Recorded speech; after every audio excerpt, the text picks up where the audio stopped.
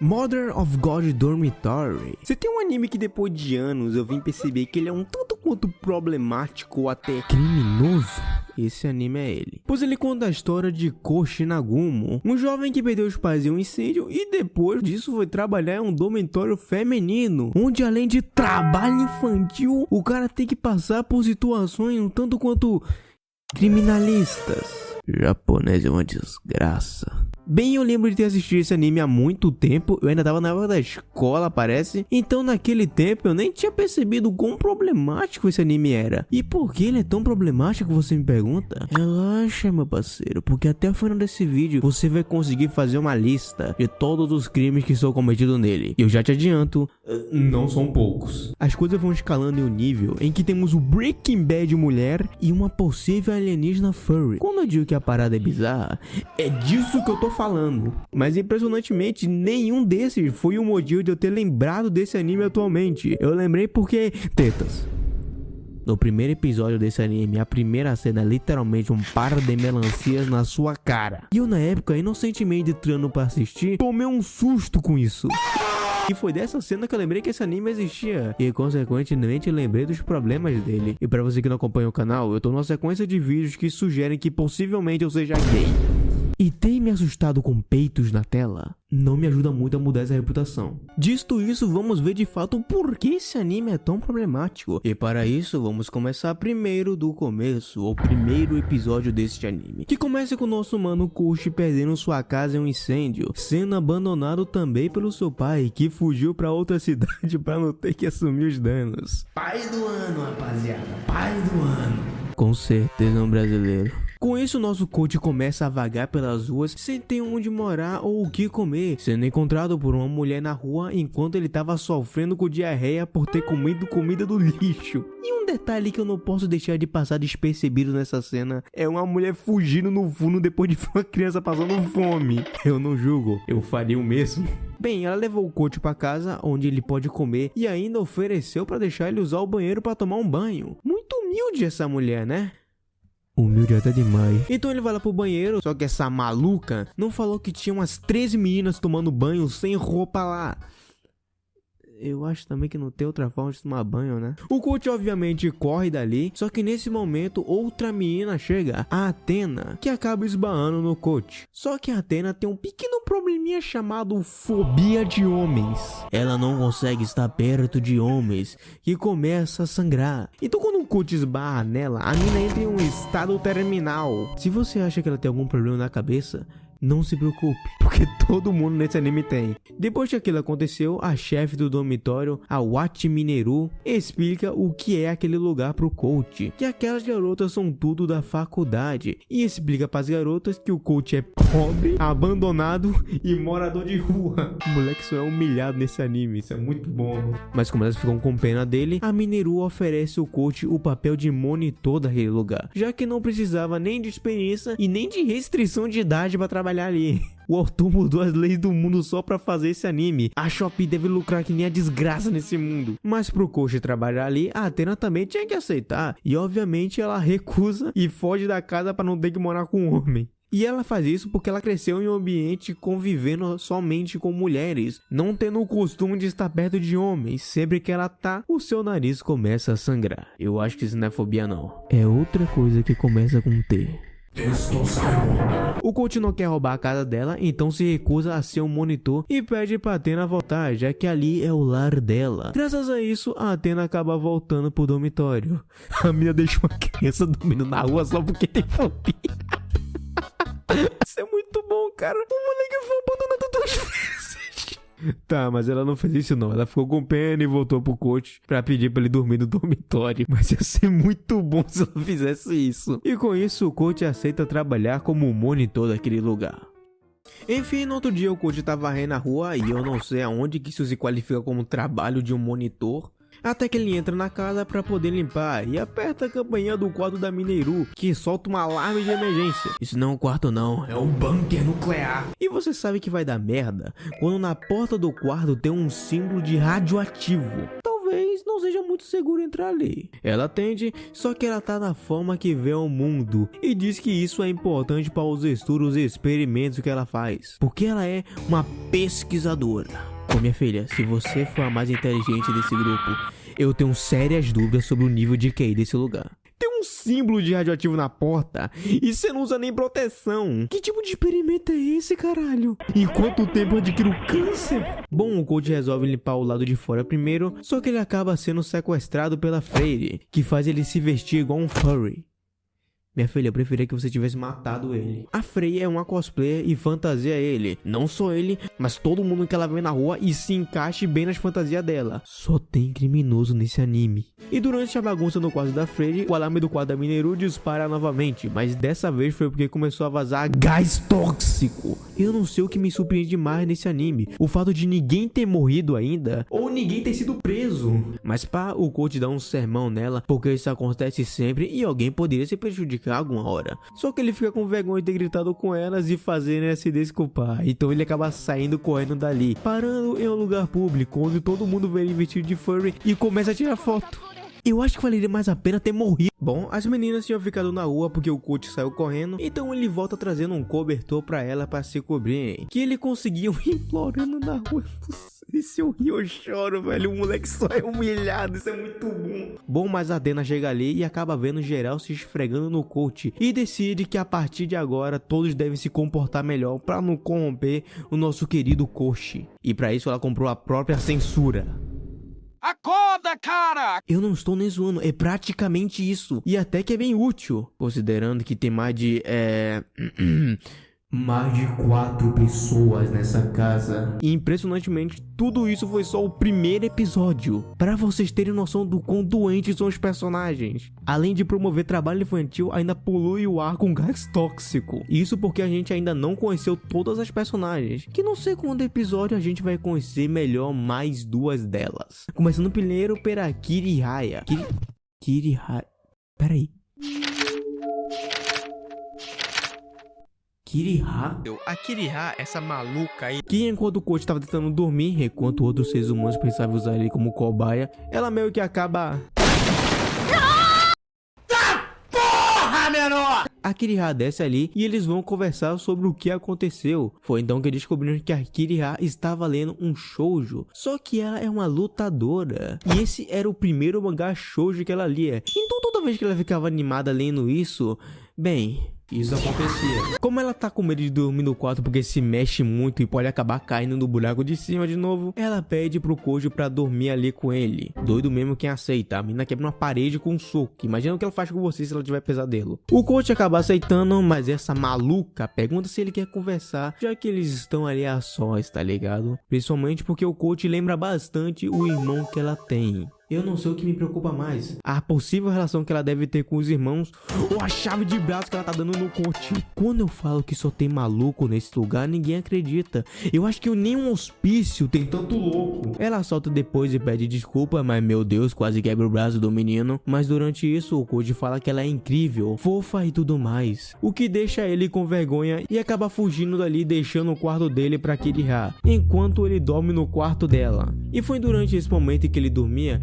que nós conhecemos a única personagem que é de fato interessante nessa obra, a Serene. Ela foi no quarto da Kiriha porque ia pedir pra ela fazer um lanche da noite pra ela poder comer. Só que quem tava lá obviamente era o Koshi. E nisso ela acaba vendo o buraco no chão e pergunta se ele quer que ela conserte usando uma tecnologia lunar. Mas para isso era preciso ele aceitar ser o servo dela. Com isso o Koshi, ainda confuso sobre isso, acaba aceitando se for pra resolver o problema do buraco. A Serene então se aproxima dele e acaba beijando, e depois vai pra janela onde a lua está. Nisso podemos ver algumas partes dela meio misturada como se fosse um coelho, até que um brilho aparece e no outro dia a casa já tá arrumada. Essa parte foi tão interessante que eu nem precisei comentar durante ela, mas já que a parte já passou eu posso falar, que foi essa dela beijar o coach, caralho? Os caras tão fazendo speedrun de zerar o código penal, cara. Enfim, no outro dia, geral desce ali pra comer a sopa que o coach tá fazendo. Botaram o moleque até pra cozinhar. E mais, quem que toma sopa como café da manhã? Bando esquisito. Mas bem, durante isso, a Athena tá desconfiada de como o coach já conseguiu se dar bem com todo mundo ali. Minha filha, todo mundo nesse lugar é estranho. O coach é o único normal. É claro que ele se dá bem fácil com todo mundo. Mas por conta disso, ela decide fazer compras junto com ele. E ela também quer ser responsável pelas coisas.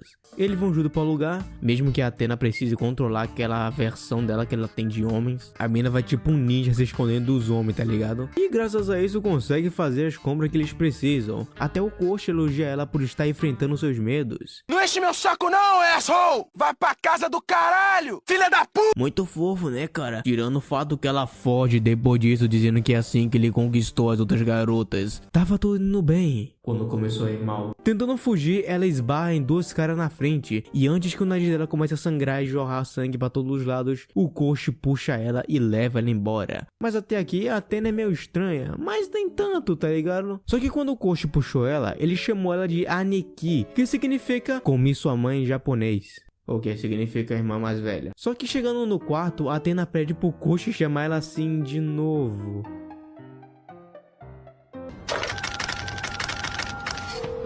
Adultério é muito ruim, mas incesto é de fuder! Com isso, a Athena se sente mais confortável e consegue pela primeira vez encostar nele. Meus parabéns agora. Que pariu, sua incompetente. Eles vão pra casa e a Athena diz que vai proteger ele como sendo a sua irmã mais velha. Mas chegando lá, todos ali praticamente agora querem que ele chame ela de irmã também. Incesto! Bom, com isso chegamos no terceiro capítulo. Agora que conhecemos todas as garotas, algo mais precisa acontecer. Porque eu não vou aturar um episódio inteiro com os personagens só torturando e usando esse moleque de cobaia humana. E para nossa alegria, nesse episódio o Mineru consegue fazer com que o coach possa voltar a estudar. O moleque agora, além de trabalhar, tem que estudar. Mas pelo lado bom, o coach pode rever os amigos dele. E o bom é que até agora, embora tenhamos personagens bem estranhas, nessa obra nós não temos uma Por que, cara? Já era estranho, só um coach existe nessa obra. Meu Deus, eu tô tendo lembranças. E essa é a Sutea. Ela disse que ficou preocupada depois de saber o que aconteceu com o coach, mas logo em seguida finge que não ligou pra nada. É a fresca agora, né? E adivinha que ela é? É isso mesmo. A amiga de infância dele. Eu não suporto mais falar de amiga de infância, velho. E considerando esse tipo de anime que só tem relação estranha com a ideia de irmã, eu tô começando a considerar que amiga de infância no Japão é um substituto pra não pegar a irmã. Bem, depois que ela se afasta, a Sutea começa a ficar triste porque não consegue falar com o coach igual uma pessoa normal, mesmo que ela estivesse de fato preocupada com ele. O coach então vai falar com ela, mas logo em seguida ela manda ele calar a boca.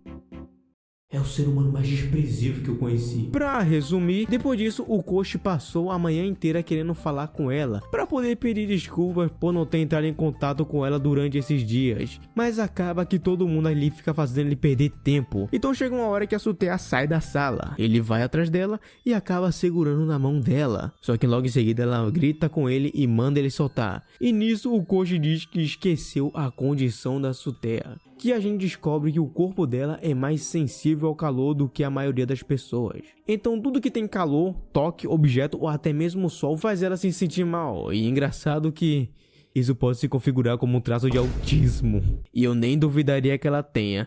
Eu não estou nem zoando aqui. Foi o ChatGPT que falou. Qualquer coisa processa ele. Mas para resumir, foi justamente essa condição que fez com que ela e o coach se conhecessem. O coach na infância foi até ela para chamar ela para brincar, mas ela disse que não podia devido a essa condição. E o coach humildemente entra na casa e coloca as mãos no gelo, para assim poder tocar nela sem que ela se sinta mal. Só que a esquizofrênica tá contando isso em voz alta e nem percebe que o sol já chegou nela. Então ela já tá ali tonta com o calor quando o coach chega e faz a mesma coisa que ele fez daquela vez.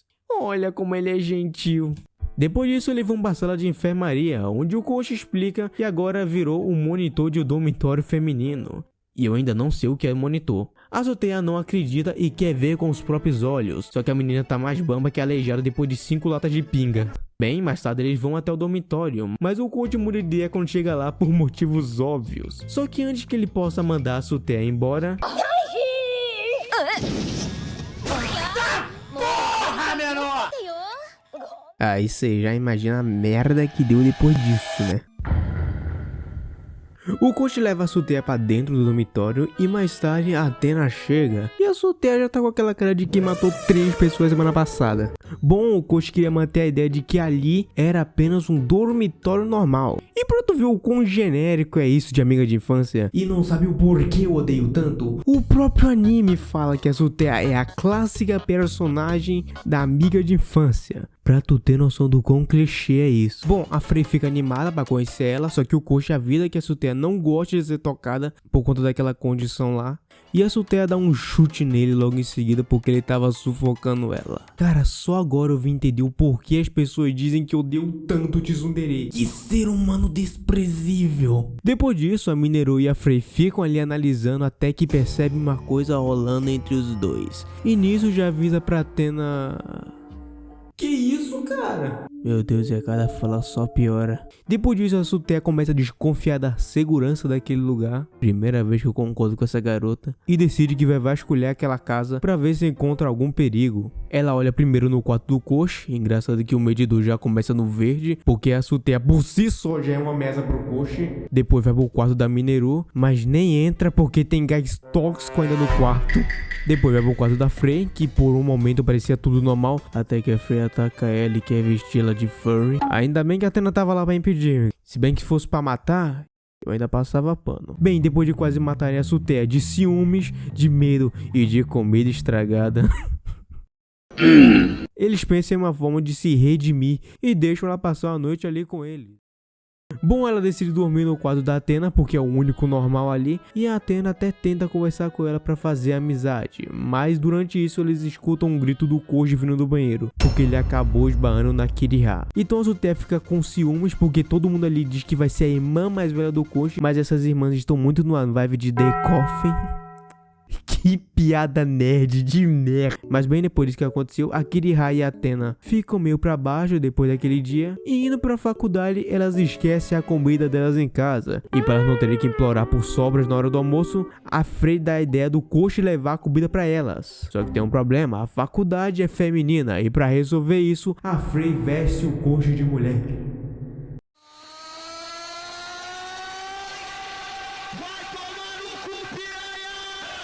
Entretanto, quando ele entra lá, algumas garotas vão falar com ele pensando que é alguma menina, mas ele acaba falando Ore, que significa eu, só que Ore é usado pelo pessoal do gênero masculino. Então elas descobrem que ele é na verdade um cara e sai correndo atrás dele. A cada esquina tem um criminoso diferente nesse anime. Por sorte, a Athena encontra ele e com isso ele consegue entregar a comida para as duas. E quando voltam para casa, a Mineru fala o quão preocupado o coach estava com elas, porque elas estavam meio pra baixo esses dias. Só que a Athena disse que ela não estava triste, e sim que estava planejando uma viagem com todo mundo e pretendia levar a Suteya junto. Não era só ter falado antes, sua filha da... Bem, o vídeo tá chegando no final, mas não antes de eu dar minhas considerações finais e falar algo que achei curioso aqui, que eu não pude falar durante o vídeo inteiro. Uma coisa engraçada nessa obra é que esse anime não tem censura, ou seja, ele mostra as coisas e tudo mais. O que me fez pensar em como deve ser o mangá, já que geralmente é onde o autor tem mais liberdade e se solta mais, tá ligado? Pra fazer as artes. Então se o anime já é absurdo, imagina o mangá. Então eu fui pegar ele pra ver e... é censurado. É a primeira vez que eu vejo um mangá censurado. Foi daí que eu fiquei de fato curioso para saber o porquê isso acontece. Foi então que pesquisando eu descobri que esse anime tem duas versões. A que aparece na TV e tem censura, e a versão de streamer, que não tem censura. Ou seja, a gente nem ao menos consegue ver a versão censurada. É a primeira vez que alguém me obriga a ver peitos. E um detalhe interessante no mangá é que o autor às vezes usa até os próprios quadros como uma forma de censurar. Eu provavelmente não posso nem mostrar, mas você pode imaginar como deve ser, ou pode pesquisar pra ver também. Mas eu leio o mangá justamente porque eu não quero ver censura, cacete. Mas bem, eu vou ficando por aqui, eu espero que você tenha gostado. Se gostou, deixa o like e se inscreve no canal. Foi isso, valeu e tchau.